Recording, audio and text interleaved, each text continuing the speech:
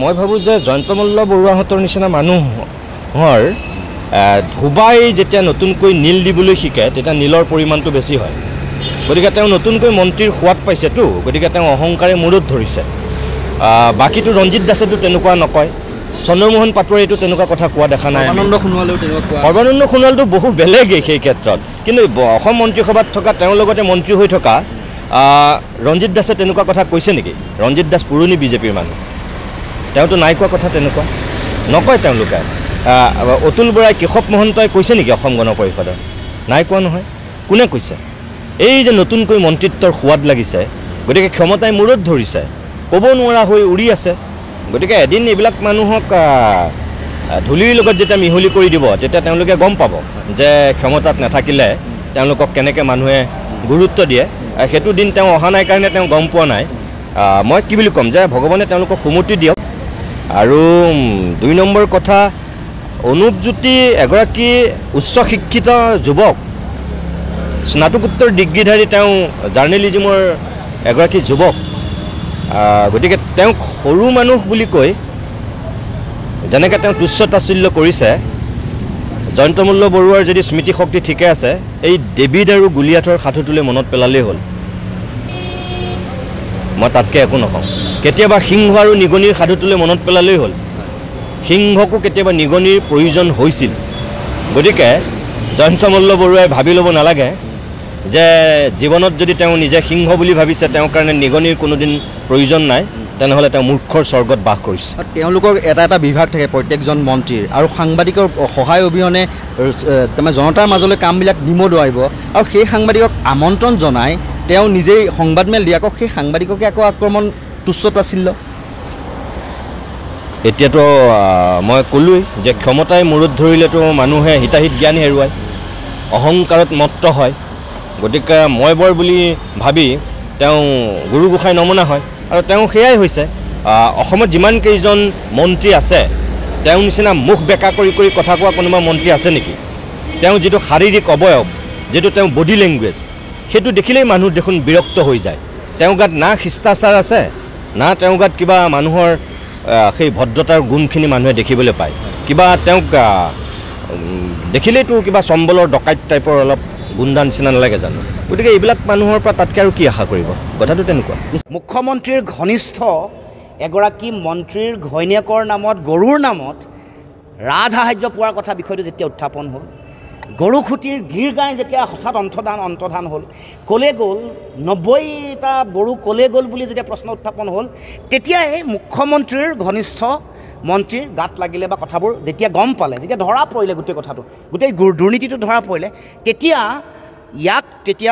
ইয়াৰ counter কৰিবলৈ গৈ ব্যক্তিগত আক্ৰমণ কৰা আৰম্ভ কৰি দিছে। এই কথাটো মুখ্যমন্ত্ৰীৰ উদ্যোগত, এই গোটেই কথাটোৰ লগত এই যে আপোনালোকে যিটো কৈ আছে, মন্ত্ৰীগৰাকী এগৰাকী তেওঁ অৱলম্বনহে, মুখ্যমন্ত্ৰী মূল মানুহ। মুখ্যমন্ত্ৰীয়ে সমগ্ৰ দুৰ্নীতিটো হিমন্ত বিশ্ব শৰ্মাৰ নেতৃত্বত এই গোটেই দুৰ্নীতি চলিছে। এই গীৰ গাঁৱে দুৰ্নীতি কওক, এই যে মুখ্যমন্ত্ৰীৰ পত্নীয়ে যে বহুত দিনৰ আগতে কিমান কোটি 10 কোটি টকাৰ তেওঁলোকে পাইছিলে, ৰাজসাহাৰ্য পাইছিলে, যিটো সংসদৰ মজিয়াত বিষয়টো উত্থাপন কৰিছিলে, তেওঁলোকৰ সাংসদ এগৰাকীয়ে উত্থাপন কৰাৰ কাৰণে, বিষয়টো উত্থাপন কৰাৰ কাৰণে ধৰা পৰিলে। সেই সাংসদগৰাকীক পিছত টিকেট নিদিলে, এইবোৰ কথাটো মানুহে গম পায়। চাহ জনগোষ্ঠীয় সাংসদগৰাকী, গতিকে চাহ জনগোষ্ঠীয় সাংসদগৰাকীকো অন্যায় কৰিলে, আৰু এই কথাবোৰ ওলালে। এতিয়া তাৰ পাছত হিতাহিত জ্ঞান হেৰুৱাই ব্যক্তিগত আক্ৰমণৰ লক্ষ্য কৰি লৈছে। প্ৰথম যিসকলে এই বাতৰি পৰিৱেশন কৰিছে, সম্পাদকেই হওক বা সেই সংবাদ গোষ্ঠীৰ মালিককেই হওক, এই যিটো কাম, তেওঁলোকৰ এই গোটেই কামটো অসমৰ মুখ্যমন্ত্ৰীয়ে আমদানি কৰা সংস্কৃতি। অসমৰ মুখ্যমন্ত্ৰীয়ে বিভিন্ন সময়ত সাংবাদিকসকলক অতি বেয়া কটু মন্তব্য কৰে, বেয়া ব্যৱহাৰ কৰে। সংবাদ মাধ্যমৰ কণ্ঠ ৰুদ্ধ কৰিবৰ কাৰণে অতদিনে ভয় ভাবুকি খুৱাই, এডভাৰটাইজমেণ্ট নিদিম বুলি কিবা কয়লাৰ কথা ক'লে বন্ধ কৰিবৰ কাৰণে মন্ত্ৰীগৰাকীয়ে ফোন কৰি মুখ্যমন্ত্ৰীয়ে লগাই দিয়ে এগৰাকী মন্ত্ৰী। গতিকে আমি এতিয়া এই গোটেই মুখ্যমন্ত্ৰীয়ে কৰা আমদানিৰ সংস্কৃতিটো তেওঁৰ ঘনিষ্ঠ মন্ত্ৰীয়ে কৈছে। গতিকে ইয়াৰ গৰিহণাটো জনাইছোৱে। সভ্য সমাজত, সংস্কৃতিবান সমাজত, গণতান্ত্ৰিক ব্যৱস্থাত এনেকুৱা কথা কেতিয়াও গ্ৰহণীয় নহয়। আৰু ব্যক্তিগত আক্ৰমণ, যিবোৰ বিষয় উত্থাপন কৰি হৈছে, এইবোৰ ৰাজহুৱা স্বাৰ্থজড়িত বিষয়। এটা প্ৰকল্পত ৰাজসাহাৰ্য বেআইনীভাৱে পাইছে, এটা প্ৰকল্পৰ গৰু চুৰ কৰি দিয়া হৈছে, এইবোৰ প্ৰকল্পৰ ৰাজহুৱা স্বাৰ্থজড়িত বিষয়। এইবোৰ ব্যক্তিগত আক্ৰমণ কৰিবলৈ কোনে অধিকাৰ দিলে? আমি লক্ষ্য হিচাপে লৈছোঁ মুখ্যমন্ত্ৰীয়ে কৰা আমদানিকৃত সংস্কৃতিৰ অধিকাৰী হৈছে তেওঁৰ ঘনিষ্ঠ মন্ত্ৰী। কাৰণ তেওঁতো আৰু বাকী মন্ত্ৰীবোৰ কি, মুখ্যমন্ত্ৰীয়ে যেনেকৈ উশাহ ল'বলৈ কয় তেনেকৈ উশাহ লয়। তেওঁ কিবা এইবোৰ মুখ্যমন্ত্ৰী মন্ত্ৰণামতে এইবোৰ কথা কৈছে। আপোনালোকেতো ভুলতো নাভাবিব যে তেওঁৰ দম আছে এইবোৰ কথা ক'বলৈ। মুখ্যমন্ত্ৰীয়ে নিশা শিকাই পঠাইছে, পঠোৱাৰ পিছত মন্ত্ৰীগৰাকীয়ে কৈছে, সেইকাৰণে মই মন্ত্ৰীগৰাকীৰ নামটোৱে লোৱা নাই। মুখ্যমন্ত্ৰীৰ মন্ত্ৰণামতে এনেকুৱা কটু কথা ক'বৰ কাৰণে, দুৰ্ব্যৱহাৰ কৰিবৰ কাৰণে, এনেকুৱা অপসংস্কৃতি আমদানি কৰিবৰ কাৰণে, ব্যক্তিগত আক্ৰমণ কৰিবৰ কাৰণে মুখ্যমন্ত্ৰীয়ে নিশা আনি টিউশ্যন লৈ মন্ত্ৰীগৰাকীক শিকাই দিয়াৰ কাৰণে পিছদিনাখন আপোনালোকক আক্ৰমণ কৰিছে। নিজ মানুহ বুলি কৈছে নাই? তলৰ মানুহ মানে নিজ মানুহ কৈছে। আৰে নিজ মানুহ, তলৰ মানুহৰ অৰ্থটো অসমীয়া অৰ্থটো নিজ মানুহ নহয় নেকি? তাৰমানে সাংবাদ গোষ্ঠীক আপোনালোকক নিজ মানুহ বুলি কৈছে, হয়নে নহয়?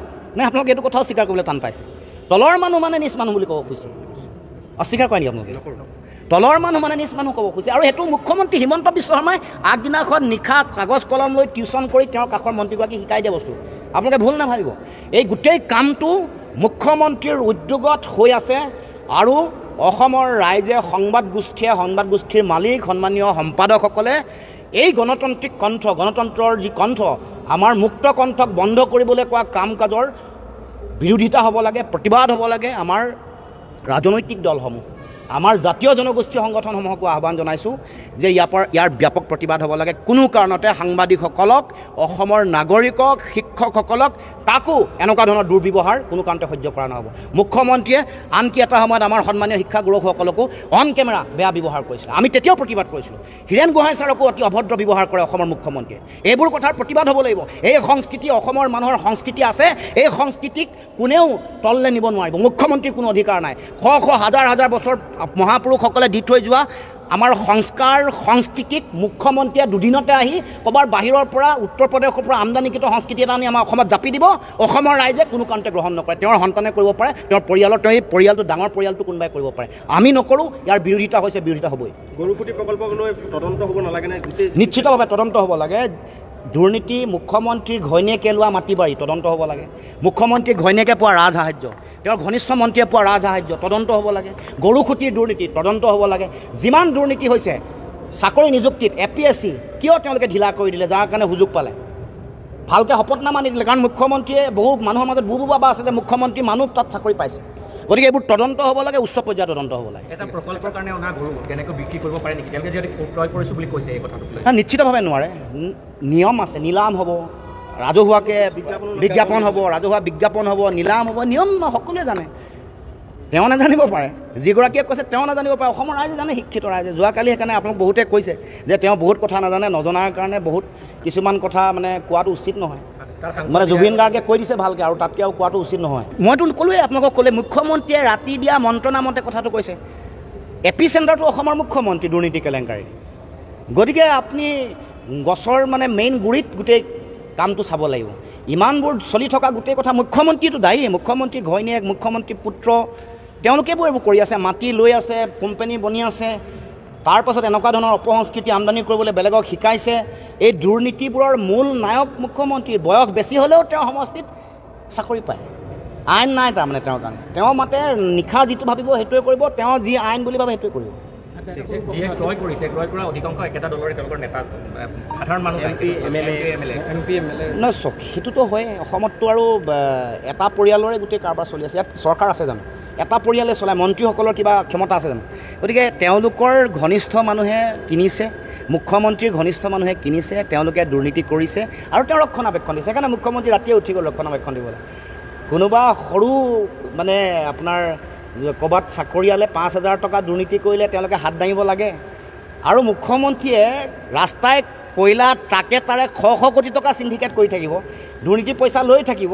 তাত কিন্তু তেওঁলোকৰ কোনো নাই, মানে কোনো হাতখন মাছ হৈ যায়। মানে বিজেপি কৰিলে, চৰকাৰ কৰিলে, হিমন্ত বিশ্ব শৰ্মা অনুগত হ'লে যিকোনো দুৰ্নীতি কৰিব পাৰে, যিকোনো বেয়া কাম কৰিব পাৰে। আৰু বেলেগে কৰিলে ব্যাপক ডাঙৰ অপৰাধী, আৰু মুখ্যমন্ত্ৰীয়ে বেলেগক পাঠ দি থাকিবলৈ চেষ্টা কৰে। জয়ন্ত মল্ল বৰুৱাই কিবা সাংবাদিকক বেয়াকৈ কৈছে, তেওঁ ক্ষমা খোজা উচিত। সাংবাদিকক যদি সঁচাই, মইতো শুনা নাই, সাংবাদিকসকলৰ প্ৰতি যদি কিবাও বেয়া শব্দ ব্যৱহাৰ কৰিছে, তেওঁ এটা ক্ষমা খোজা উচিত। কিন্তু মালিকৰ যুদ্ধখন আপোনালোকে নকৰিব। মালিকটোতো ময়ো কৈ থাকোঁ, মালিকটো মালিকৰ ফালে থাকিব দিয়ক, হ'ব।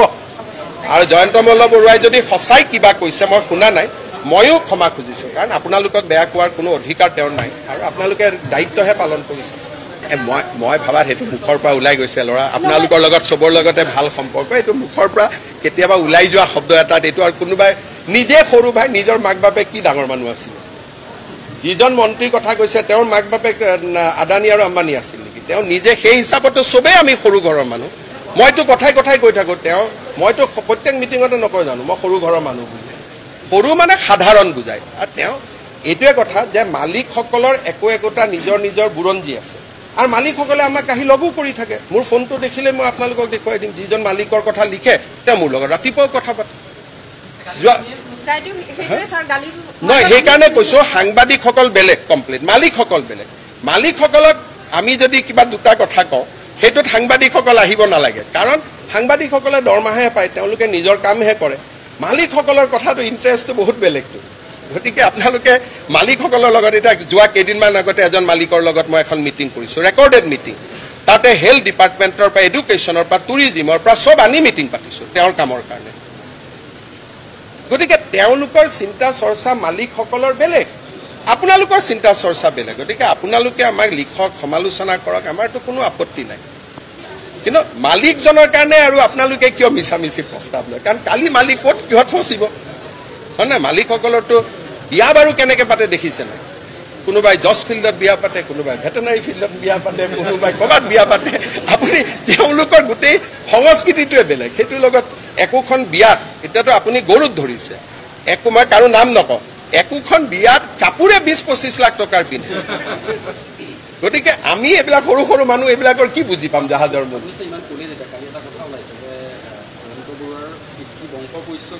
এইটো কথা জয়ন্তই কেনেকৈ কৈছে নাজানো এই কথাটো মই আপোনালোকক বহুদিন আগতে কৈছোঁ কিন্তু জয়ন্ত মল্ল বৰুৱাৰ শব্দৰ ব্যৱহাৰবিলাক ঠিক হোৱা নাই কিন্তু মই এইটো কথা আপোনালোকক বেলেগ কৰি কৈছিলোঁ মই কৈছিলোঁ যে হেমকোখন আমাৰ জাতীয় সম্পদ আৰু হেমকোক যোনে তোনে প্ৰচাৰ কৰিব পাৰে হেমকোক ইজ নট আণ্ডাৰ কপিৰাইট আৰু সেইকাৰণে প্ৰকাশন পৰিষদে এতিয়া হেমকোক বনাই আছে কিন্তু সেইটো ক'ব যাওঁতে কাৰ ল'ৰা কোন ছোৱালী ইমান কোৱা দৰকাৰ নাই কাৰণ মানুহক ক'লে মানুহে বুজিয়ে পায় সেইকাৰণে মই ভাবোঁ জয়ন্ত মল্ল বৰুৱাই যিকেইটা শব্দ ব্যৱহাৰ কৰিছে শব্দকেইটা ঠিক নহয় কাৰ ল'ৰা নাই কাৰ খুৰাক কাৰ ভতিজাক এইবিলাক কোৱা কি দৰকাৰ আছে এটা শব্দই ক'লে হ'ল যে হেমকোক অভিধানখন এতিয়া জাতীয় সম্পদ আৰু হেমকোক অভিধানখন যেনেকৈ জয়ন্ত বৰুৱা ডাঙৰীয়াই প্ৰচাৰ কৰিছে সঞ্জীৱ নাৰায়ণেও প্ৰচাৰ কৰিব পাৰে হিমন্ত বিশ্ব শৰ্মায়ো প্ৰচাৰ কৰিব পাৰে কাৰণ তাত কপিৰাইট নাই যেনেকৈ কীৰ্তন ঘোষাৰ কপিৰাইট নাই যেনেকৈ নামঘোষাৰ কপিৰাইট নাই তেনেকৈ এটা সময় পাৰ হৈ যোৱাৰ পিছত কিতাপবিলাকৰ কপিৰাইট নোহোৱা হৈ যায় সেইটো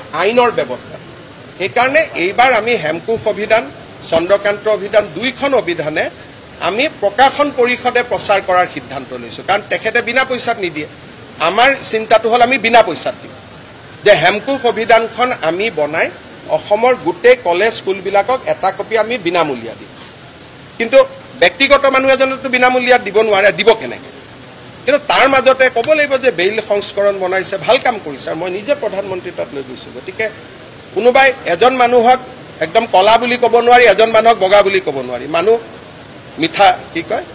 মিঠা কালাৰৰ মানুহ গতিকে ভাল বেয়া চবৰ জীৱনত থাকিব আৰু মইতো জানো সৰু মানুহ কোৱা নাই কৈছে সাধাৰণ ঘৰৰ মানুহ মোৰ মতেদি তেনেকুৱা ক'ব লাগে আৰু যদি কোনোবাই কাৰোবাক সৰু মানুহ বুলি কৈছে এইটো বহুত ডাঙৰ ভুল কৈছে কাৰণ কোনো মানুহে সৰু হ'ব নোৱাৰে মইতো ইমান দিন আপোনালোকে মোক ইমানো বেয়া প্ৰশ্ন সোধে কেতিয়াবা মই কিবা বেয়া কথা কৈছোঁ নেকি ব্যক্তিগতভাৱে কিহৰ কাৰণে আপোনালোকেও কাম এটাই কৰিছে অসমীয়া ল'ৰা ইমানখিনিলৈকে আহিছে যে ক'ৰ গাঁৱৰ পৰা আহিছে ইয়াত আহি সংগ্ৰাম কৰি গুৱাহাটীত ইমানখিনি ডাঙৰ হৈছে গতিকে এইটোতো ভাল কথা কিন্তু খালি প্ৰেছ ক্লাবে মালিকৰ কথা ক'ব নালাগে মালিকবিলাকৰ ক'ত কি আছে এইটো আপোনালোকে কেনেকৈ বুজি পাব হয়নে আছাম ট্ৰিবিউনত মালিকৰ কথা ক'লে অলপ ভাল কাৰণ তেওঁৰ মালিকজন স্বচ্ছ আপুনি বুজি পায় যে তেওঁলোকে একো কৰা নাই বাকীটো এজন মালিকো তেওঁৰ আৰু 8টা ব্যৱসায় আছে গতিকে সেই 8টা ব্যৱসায় ক্ষেত্ৰততো তেওঁক আমি ব্যৱসায়ী হিচাপে কথা পাতিম নহয় এজন মানুহৰ মাথা আছে 8টা এটা মাথা হ'ল পেপাৰ আৰু বাকী 7টা মাথা হ'ল বিজনেছ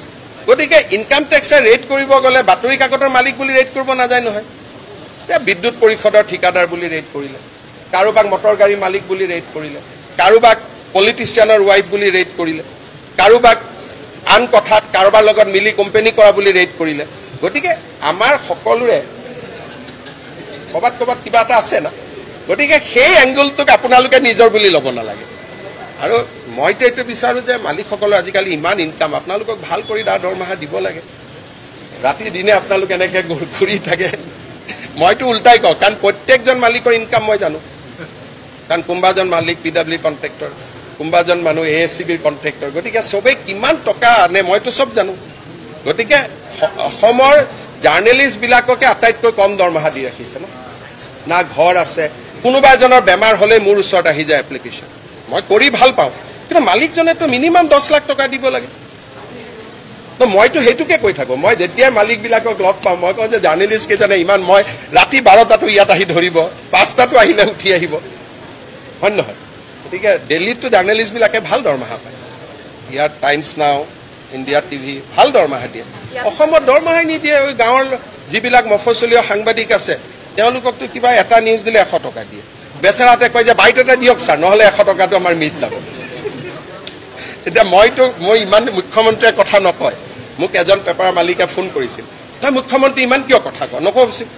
মই ক'লো দাদা নক'লে যে ইহঁতৰ টকাটো মিছ যাব, যিকেইজনে থাকে। সেইকাৰণে মই তামোলপুৰতো গ'লে নামি গাড়ীখনত কথা পাতি আহোঁ, বাক্সাত গ'লেও কথা পাতি আহোঁ, কাৰণ তেওঁলোকে পাৰ নিউজত টকা পায়। মই কিবা এটা ক'লেহে টকাটো পাব।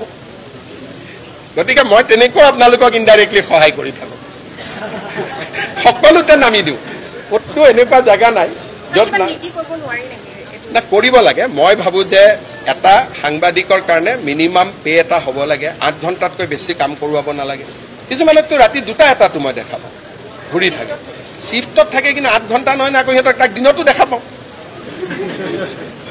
গতিকে সেইকাৰণে আপোনালোকে মালিকটো এৰি দিয়ক। যদি জয়ন্ত মল্ল বৰুৱাই কিবা সাংবাদিকক বেয়াকৈ কৈছে তেওঁক ক্ষমা খোজা উচিত, আৰু মই নিজে কৈ দিম যে তেওঁক ক্ষমা খুজিব লাগে। কাৰণ সাংবাদিকসকল, আমাৰ ৰাজনীতিক যুদ্ধত সাংবাদিকসকলটো নাই, যি আছে তাকে লিখি দিছে।